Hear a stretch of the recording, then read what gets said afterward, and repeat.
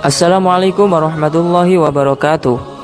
Syekh Muhammad Nawawi Al-Bantani adalah ulama bertaraf internasional asal Indonesia yang pernah menjadi imam Masjidil Haram di Makkah. Beliau adalah buyut dari Kiai Haji Ma'ruf Amin, yakni wakil presiden Indonesia saat ini. Beliau lahir dalam lingkup tradisi keagamaan yang ketat di Tanara, Serang, Banten 1813 Masehi. Pengembaraan menuntut ilmu agama beliau lalui mulai dari tanah air sampai ke Makkah. Kesolihan akhlak, kealiman, dan kedalaman ilmu beliau tidak diragukan lagi, sehingga Allah memberikan karomah yang luar biasa kepada Syekh Nawawi. Di antaranya, yang pertama, makam Syekh Nawawi tidak bisa digusur alat berat. Ketika makamnya di Ma'la, Arab Saudi akan dibongkar untuk kepentingan pelebaran jalan, alat berat yang digunakan untuk membongkar makamnya tersebut malah rusak. Ketika dipaksa dibongkar, para pekerja kaget karena yang mereka temukan adalah satu jasad yang masih utuh, tidak ada lecet dan tanda-tanda pembusukan seperti lazimnya jenazah yang telah lama dikubur. Bahkan kain kafan putih beliau tidak sobek, harum, dan tidak lapuk sedikit pun. Akhirnya makam beliau tidak jadi dibongkar dan dibuatlah jalan layang di atasnya. Yang kedua, melihat Ka'bah dari Jakarta. Masjid Pekojan yang dibangun Said Utsman bin Aqil ternyata memiliki kiblat yang salah. Kemudian datanglah Syekh Nawawi yang menyalahkan arah kiblatnya.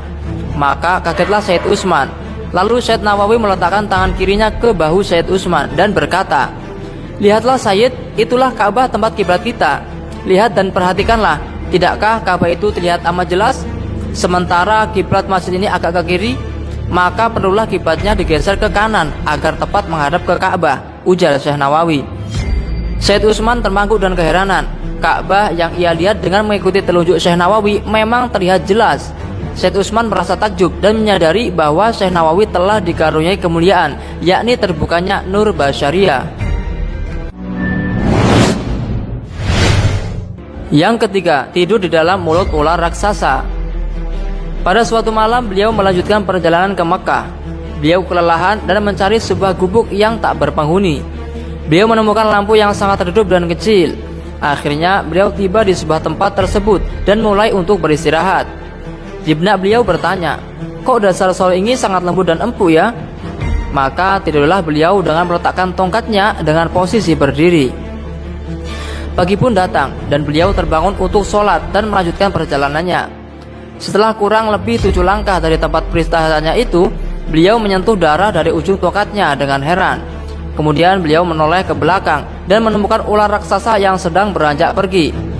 Tanpa disadari, ternyata semalam beliau tidur di lidah seekor ular raksasa besar, dan tongkatnya yang berposisi berdiri tersebut merintangi kedua gigi ular itu. Yang keempat, pergi dari Jawa ke Mekah dalam sekejap. Suatu hari, Syekh Nawawi mengadakan pertemuan dengan ulama-ulama Jawa di daerah Batang, Jawa Tengah. Di antaranya Syekh Khalil Darat Semarang, Syekh Khalil Bangkalan, Syekh Anwar Batang, dan Syekh Abdul Karim Kaliwungu. Setelah pertemuan berakhir, Syekh Khalil Bangkalan kaget. Ternyata waktu sholat zuhur hampir habis, padahal beliau belum melaksanakan sholat zuhur. Di saat kebingungan, Syekh Nawawi Al-Bantani menawarkan, "Mari ikuti saya Syekh Khalil. Tentu di Mekah belum masuk waktu zuhur. Pegang tangan saya dan pejamkan kedua mata." Dan seketika itu mereka berdua sudah berada di Mekah dalam sekejap. Yang kelima, menjadikan telunjuknya lampu. Saat dalam sebuah perjalanan, tidak ada cahaya dalam sukduf atau rumah-rumahan untuk menerangi beliau menulis kitab. Sementara aspirasi tengah kencang mengisi kepalanya. Syekh Nawawi kemudian berdoa memohon kepada Allah Ta'ala agar telunjuk kirinya dapat menjadi lampu, agar dapat menerangi jari kanannya yang digunakan untuk menulis itu. Kitab yang kemudian lahir dengan nama Maraqi Al-Ubudiyah, Syarah Matan Bidayah Al-Hidayah, itu harus dibayar beliau dengan cacat pada jari telunjuk kirinya. Cahaya yang diberikan Allah pada jari telunjuk kirinya beliau itu membawa bekas yang tidak hilang. Wallahu a'lamu bishawab. Terima kasih telah menonton kisah ini. Semoga dapat menambah rasa iman kita kepada Allah Subhanahu wa taala dan mencontoh akhlak dan perjuangan ulama terdahulu. Jangan lupa untuk klik like, share, subscribe, dan komen. Wassalamualaikum warahmatullahi wabarakatuh.